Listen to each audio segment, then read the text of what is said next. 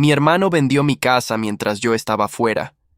Él no sabía que es propiedad federal protegida. Regresé de una misión militar de 2 años en el extranjero y encontré a una familia completamente extraña viviendo en la casa que heredé de nuestro padre. Mi hermano había falsificado mi firma y vendido la propiedad por 1/3 del valor real mientras yo arriesgaba mi vida por el país. Cuando confronté a ese parásito, se rió y dijo que los militares no necesitan casa ya que viven del favor del gobierno. Pero lo que ese idiota codicioso no sabía es que nuestra casa fue construida sobre un búnker desactivado de la Guerra Fría, convirtiéndola en propiedad federal protegida, y falsificar documentos de venta de patrimonio del gobierno conlleva hasta 20 años de cárcel.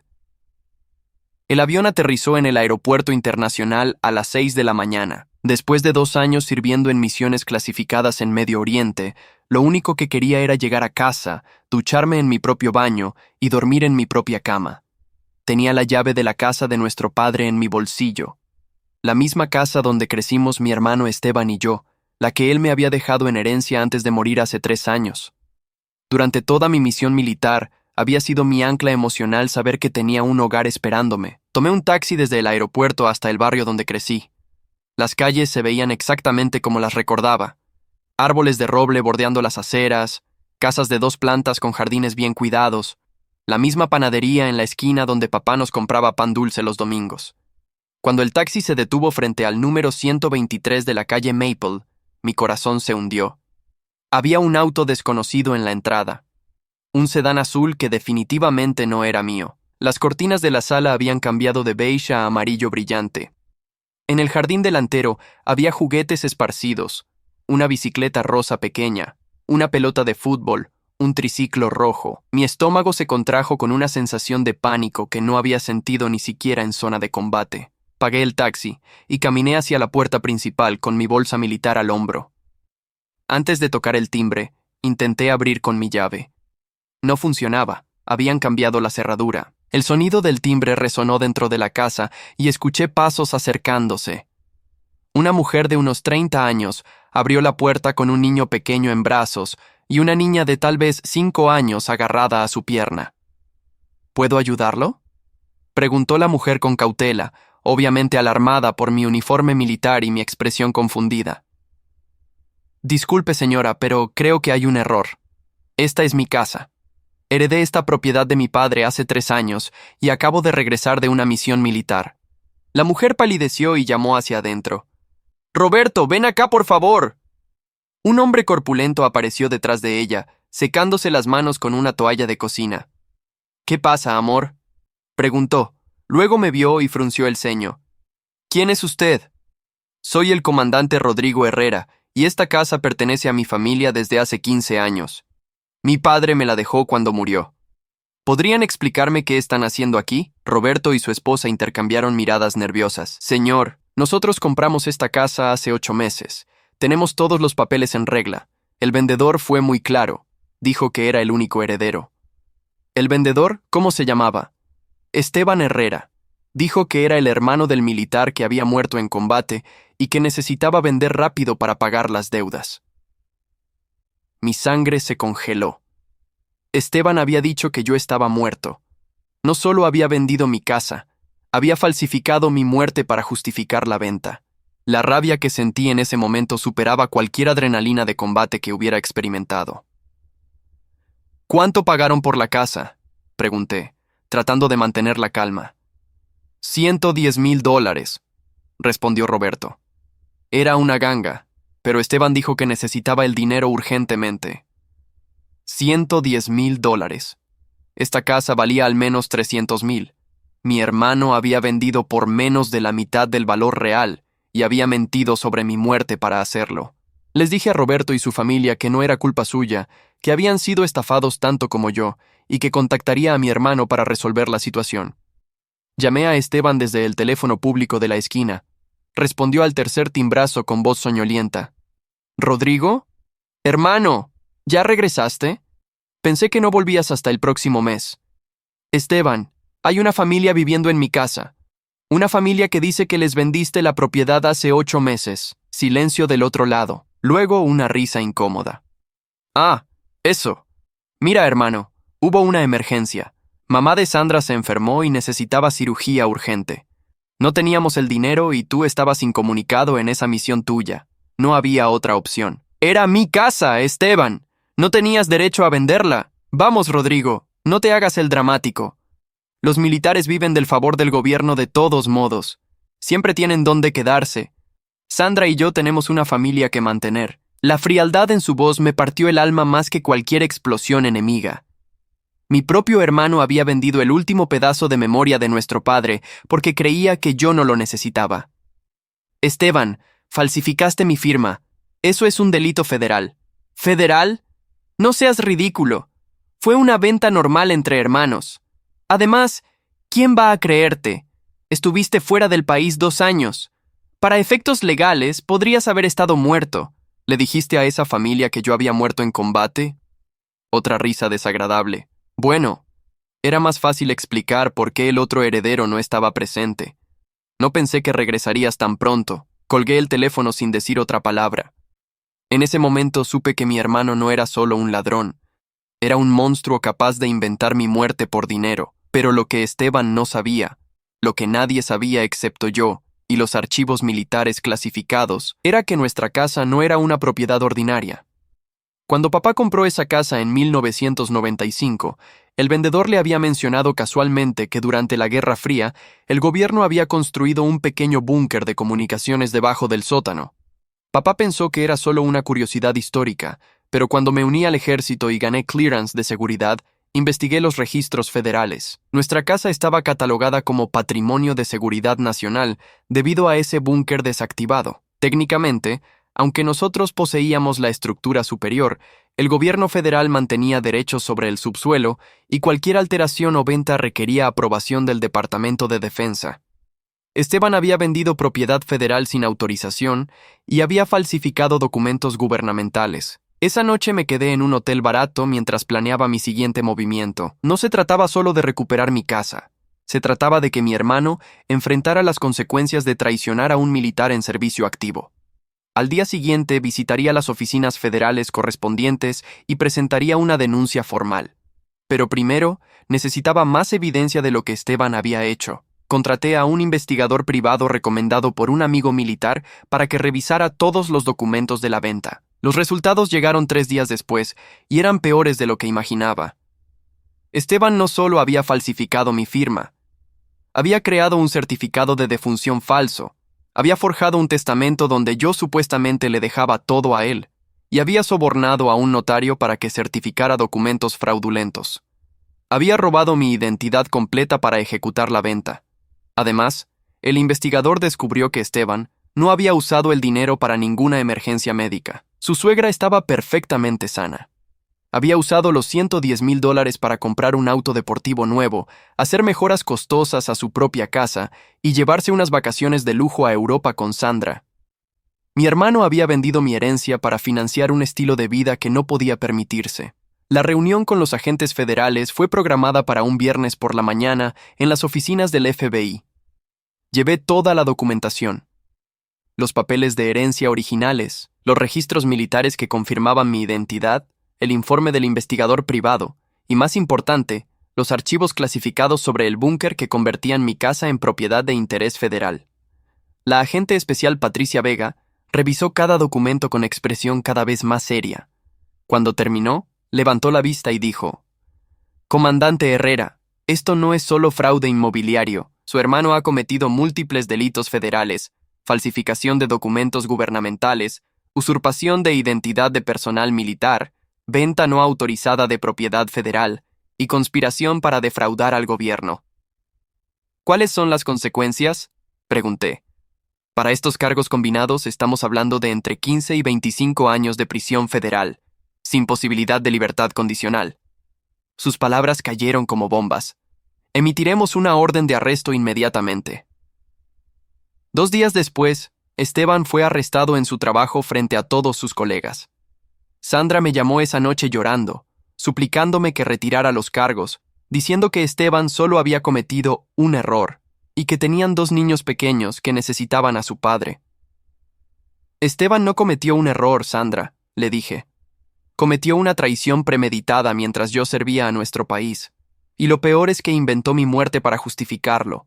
El caso federal contra Esteban avanzó rápidamente. La evidencia era abrumadora, y mi hermano no tenía defensa posible. Su abogado intentó negociar, pero los fiscales federales fueron implacables. Cuando alguien defrauda al gobierno militar, especialmente mintiendo sobre la muerte de un soldado en servicio activo, no hay clemencia. 3 semanas después del arresto, fui convocado como testigo para el proceso. Esteban estaba sentado en la mesa de la defensa, con traje naranja de prisión y esposas. Cuando nuestras miradas se cruzaron, pude ver que finalmente comprendía la magnitud de lo que había hecho. Ya no era el hermano arrogante que se había reído por teléfono. Era un hombre quebrado que enfrentaba décadas en prisión federal. Durante mi testimonio, el fiscal me pidió que explicara el impacto emocional de descubrir que mi hermano había vendido mi casa y falsificado mi muerte. Su honor, dije mirando directamente a Esteban. Cuando estás en una zona de combate, lo único que te mantiene cuerdo es saber que tienes un hogar esperándote.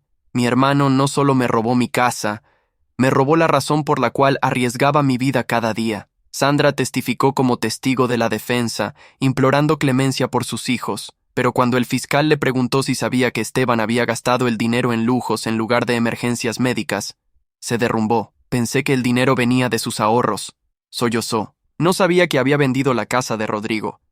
Esteban me dijo que Rodrigo había muerto y que había heredado la propiedad. El juez federal no mostró misericordia. Señor Herrera, ha cometido crímenes que van más allá del fraude común. Ha traicionado a un militar en servicio activo, ha falsificado documentos de seguridad nacional y ha mentido sobre la muerte de un héroe que arriesgaba su vida por este país. Esta corte lo condena a 23 años de prisión federal sin posibilidad de libertad condicional. 23 años. Esteban tendría 58 años cuando saliera, si es que vivía para verlo. Sus hijos serían adultos y probablemente no querrían saber nada de él. Su matrimonio con Sandra ya se había terminado. Ella había iniciado el divorcio inmediatamente después del juicio para proteger a los niños del escándalo. Mientras tanto, la familia que había comprado mi casa de buena fe fue protegida por una provisión federal especial. El gobierno les permitió quedarse como inquilinos de una casa que sería devuelta a mí, pagando una renta simbólica hasta que pudieran encontrar otro lugar. Roberto y su esposa fueron víctimas tanto como yo, y no tenían por qué sufrir por los crímenes de mi hermano. La parte más satisfactoria llegó cuando recuperé posesión oficial de mi casa. Los agentes federales habían rastreado cada centavo que Esteban había gastado. El auto deportivo fue confiscado, su cuenta bancaria fue congelada, y todas las mejoras que había hecho a su propia casa fueron embargadas para restitución. Sandra y los niños tuvieron que mudarse con sus padres después de perder todo. Pero la verdadera justicia llegó cuando me enteré de lo que había pasado con Esteban en prisión. Los otros reclusos no veían con buenos ojos a alguien que había traicionado a un militar. Las prisiones federales tienen su propio código de honor, y los veteranos son respetados incluso entre criminales. Esteban había sido clasificado como objetivo de protección, después de recibir múltiples amenazas.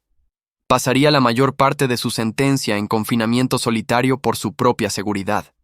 Un año después de recuperar mi casa, decidí hacer algo especial con la propiedad. Convertí el sótano donde estaba el viejo búnker en un santuario para memorabilia militar. Exhibí medallas, fotos de mis misiones y cartas de familias agradecidas por el servicio. La casa que mi hermano había vendido por codicia se convirtió en un tributo al honor militar que él había traicionado. El investigador privado que había contratado me contactó con una propuesta interesante.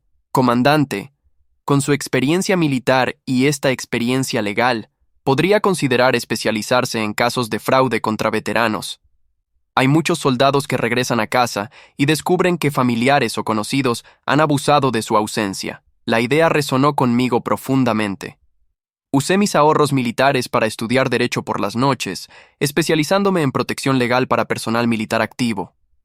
Mi primera oficina fue en el sótano de mi casa recuperada, literalmente sobre el búnker que había hecho posible la justicia contra Esteban. En los siguientes 2 años, ayudé a docenas de veteranos que habían sido estafados por familiares, amigos o esquemas dirigidos específicamente a militares desplegados. Cada caso ganado era una victoria no solo para mis clientes, sino una vindicación personal contra todos los Estebans del mundo que veían el servicio militar como una oportunidad para explotar. Sandra intentó contactarme varias veces durante este periodo, siempre con la misma súplica, que considerara escribir una carta de clemencia para reducir la sentencia de Esteban. Cada vez mi respuesta era la misma. Esteban declaró mi muerte para robar mi casa. No existe clemencia para esa traición. La ironía final llegó cuando mis padres, que habían muerto cuando yo tenía 20 años, fueron honrados póstumamente por el ejército. Durante la ceremonia, recibí una carta oficial que explicaba que el búnker debajo de mi casa había sido parte de una red de comunicaciones crucial durante la crisis de los misiles cubanos. Mi casa no era solo propiedad federal protegida. Había sido parte de la defensa nacional. El coronel que presidió la ceremonia me dijo: «Su padre sirvió en Corea, y usted ha servido en múltiples conflictos. Esta casa representa 3 generaciones de servicio militar. Es apropiado que haya sido protegida por la ley federal cuando más lo necesitaba». 5 años después del arresto de Esteban, abrí mi propio bufete de abogados especializado en protección legal para militares. La pared de mi oficina estaba decorada con cartas de agradecimiento de veteranos que habían recuperado propiedades, ahorros o negocios robados durante sus despliegues. Cada carta era un recordatorio de por qué mi hermano había merecido cada día de su sentencia. La casa de mi padre se convirtió en mi hogar permanente y en símbolo de resistencia contra quienes ven el servicio militar como debilidad o ausencia que se puede explotar. El búnker en el sótano, que una vez había protegido secretos nacionales, ahora protegía los archivos legales de mi cruzada personal contra el fraude militar.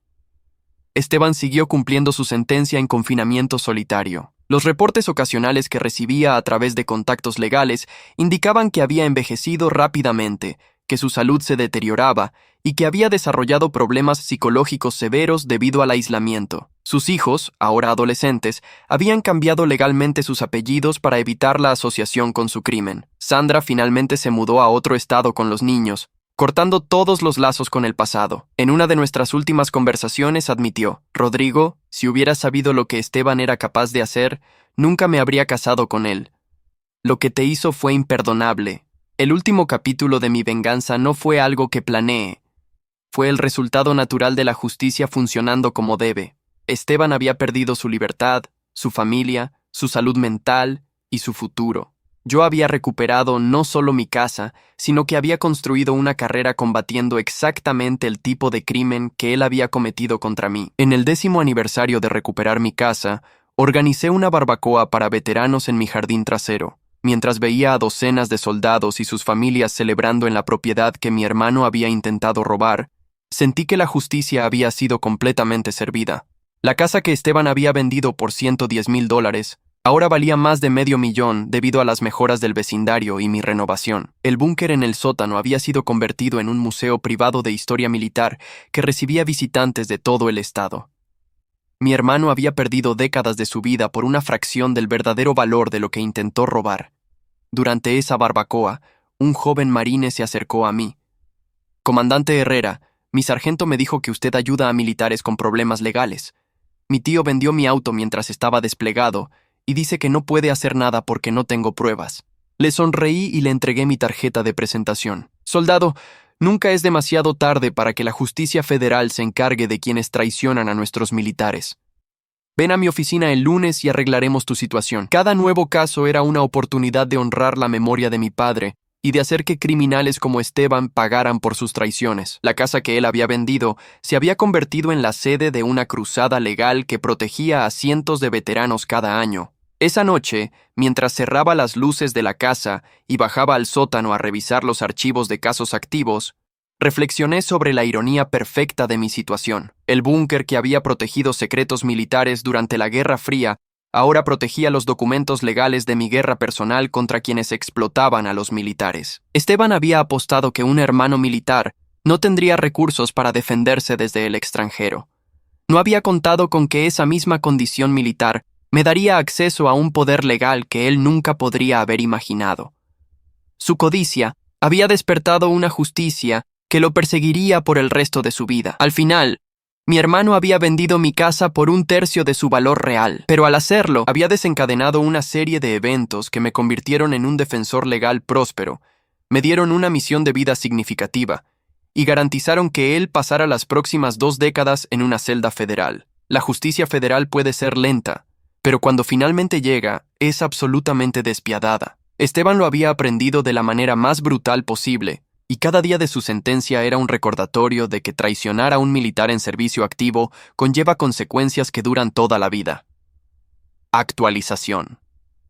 3 años han pasado desde que Esteban fue sentenciado, y mi vida ha cambiado de maneras que nunca imaginé posibles cuando regresé de esa misión militar. La casa que mi hermano intentó robar ahora es la sede de Herrera y Asociados, Protección Legal Militar, el bufete de abogados más reconocido en la costa este para casos de fraude contra veteranos. Esta mañana recibí una llamada que me hizo reflexionar sobre qué tan lejos había llegado mi cruzada personal contra quienes explotan a nuestros militares. El Pentágono me había contactado para liderar una nueva iniciativa federal, el Programa de Protección Patrimonial para Personal Militar Desplegado. Sería el primer sistema legal automatizado que monitorea transacciones inmobiliarias cuando soldados están en misiones activas en el extranjero. Comandante Herrera, me dijo el general Patricia Mendoza durante nuestra videoconferencia. Su caso contra su hermano se ha convertido en el precedente legal que necesitábamos para proteger a nuestros militares.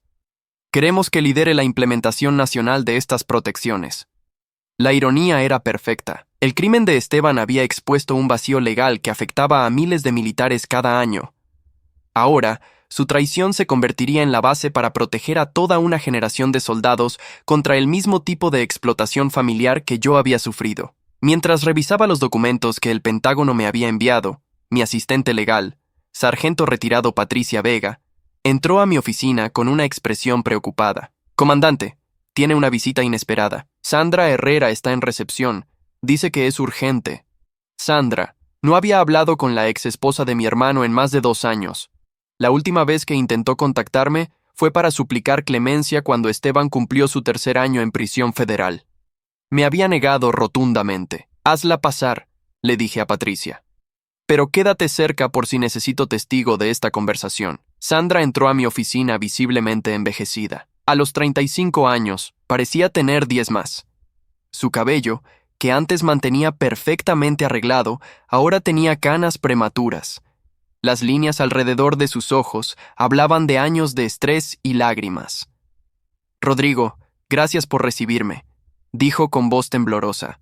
Sé que no tengo derecho a pedirte nada después de todo lo que pasó. Tienes razón, respondí fríamente.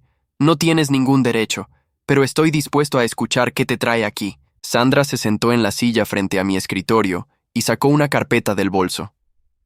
Esteban está muriendo. La declaración me golpeó como un puñetazo, pero mantuve mi expresión neutral. Continúa. Desarrolló cáncer de páncreas hace 6 meses. Los médicos de la prisión dicen que le quedan menos de 3 meses de vida. Está en la enfermería federal, pero... Su voz se quebró. Quiere verte antes de morir. Estudié su rostro en busca de señales de manipulación, pero solo vi dolor genuino. ¿Por qué debería importarme lo que Esteban quiera? Él declaró mi muerte para robar mi casa. Para mí, Esteban murió hace 3 años cuando lo sentenciaron. Porque tiene algo que decirte. Algo sobre por qué realmente vendió la casa. Sandra deslizó la carpeta hacia mí. Encontré estos documentos en una caja que Esteban había escondido en el ático antes de su arresto. No son excusas por lo que hizo, pero... explican cosas que no sabíamos. Abrí la carpeta con cautela. Dentro había registros médicos, facturas de hospital y correspondencia con compañías de seguros. Todos estaban fechados 6 meses antes de que Esteban vendiera mi casa. Los documentos revelaban que Sandra había sido diagnosticada con una condición médica seria que requería cirugía inmediata y tratamientos costosos que su seguro se negaba a cubrir. Tenía cáncer de ovarios, susurró Sandra. Esteban me había prometido que encontraría el dinero para la cirugía, pero nunca me dijo de dónde lo sacaría. Cuando se recuperó mi cuenta médica después de la operación, pensé que había conseguido un préstamo. Revisé los documentos más detenidamente. Las fechas coincidían perfectamente. Esteban había vendido mi casa exactamente una semana después de recibir el diagnóstico de Sandra. Los gastos médicos documentados sumaban casi exactamente los $110,000 que había recibido por la venta. Esto no justifica lo que hizo, dije firmemente. Había otras opciones: préstamos, financiamiento médico, incluso pedirme ayuda directamente. Lo sé. Sandra asintió con lágrimas en los ojos. Pero Esteban siempre fue demasiado orgulloso para pedir ayuda.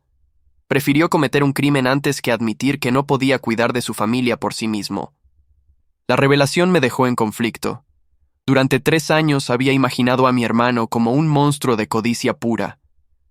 Descubrir que había cometido su crimen por desesperación médica no lo excusaba, pero añadía una dimensión de tragedia que no había considerado. ¿Por qué me cuentas esto ahora?, pregunté. Porque Esteban está atormentado. En prisión, cuando se enteró de que yo había tenido cáncer y que él había vendido tu casa para salvarme, se derrumbó completamente. Ha estado en terapia psiquiátrica desde entonces, tratando de procesar la culpa.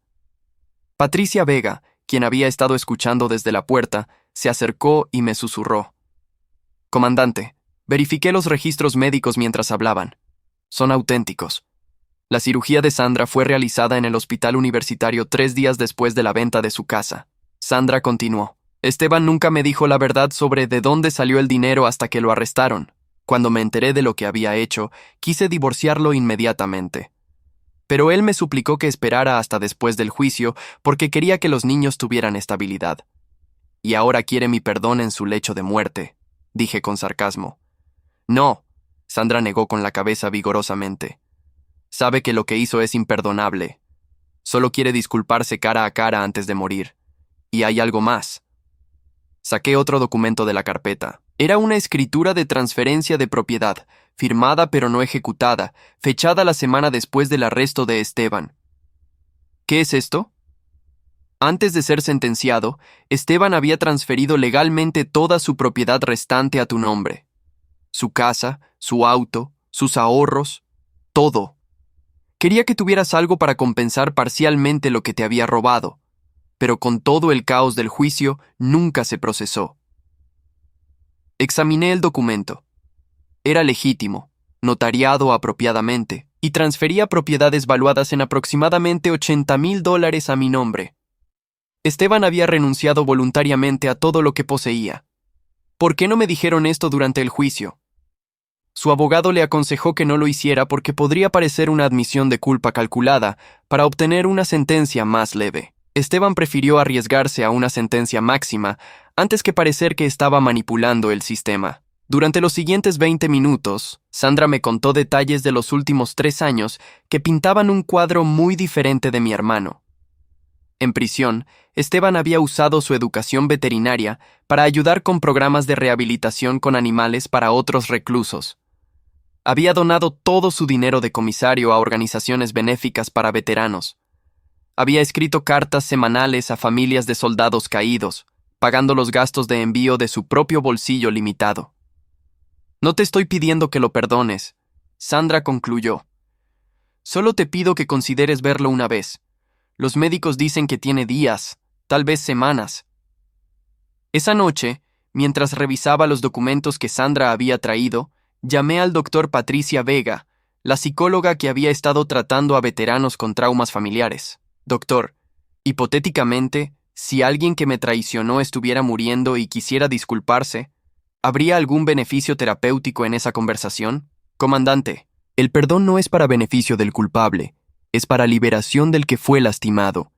Si usted siente que necesita esa conversación para encontrar paz personal, entonces podría valer la pena, pero si lo hace solo por presión externa, podría ser más dañino que beneficioso. Pasé 3 días contemplando la decisión. Finalmente, la respuesta llegó cuando recibí una llamada del capellán de la prisión federal, donde estaba recluido Esteban. Comandante Herrera, su hermano me pidió que lo contactara.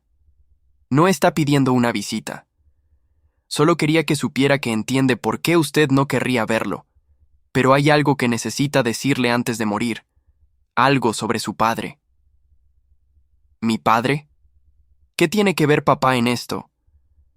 Su hermano dice que tiene documentos de su padre que usted necesita ver. Documentos militares que explican por qué la casa era tan importante para él, ¿Y por qué su padre específicamente se la dejó a usted en lugar de dividirla entre ambos hermanos? Esa revelación cambió todo. Si había información sobre mi padre que yo desconocía, tenía la obligación de escucharla, independientemente de mis sentimientos hacia Esteban. 2 días después, manejé las 4 horas hasta la prisión federal donde mi hermano agonizaba. La enfermería de la prisión era un lugar estéril y depresivo, lleno del olor a desinfectante y desesperanza. Esteban estaba en una cama ajustable, conectado a múltiples máquinas. El hombre robusto y arrogante que recordaba se había convertido en una sombra esquelética. Cuando abrió los ojos y me vio, las lágrimas comenzaron a rodar por sus mejillas hundidas. «Rodrigo», susurró con voz rasposa. «Gracias por venir. No estoy aquí para reconciliaciones», le dije firmemente. El capellán mencionó documentos sobre papá. Esteban asintió débilmente y señaló una carpeta en la mesa junto a su cama. En el compartimiento secreto detrás del calentador de agua del sótano. Papá escondió cosas allí que nunca encontramos cuando limpiamos la casa después de su muerte. Abrí la carpeta y encontré copias de documentos militares que nunca había visto. Cartas oficiales del ejército a mi padre, fechadas durante mi infancia, explicando que él había sido seleccionado para custodia especial de instalaciones militares desactivadas debido a su récord de servicio ejemplar. Papá sabía sobre el búnker desde que compró la casa, susurró Esteban. Era parte de un programa especial donde veteranos de confianza mantenían propiedades que habían sido sitios militares sensibles. Por eso te dejó la casa a ti específicamente. Sabía que como militar entenderías la responsabilidad.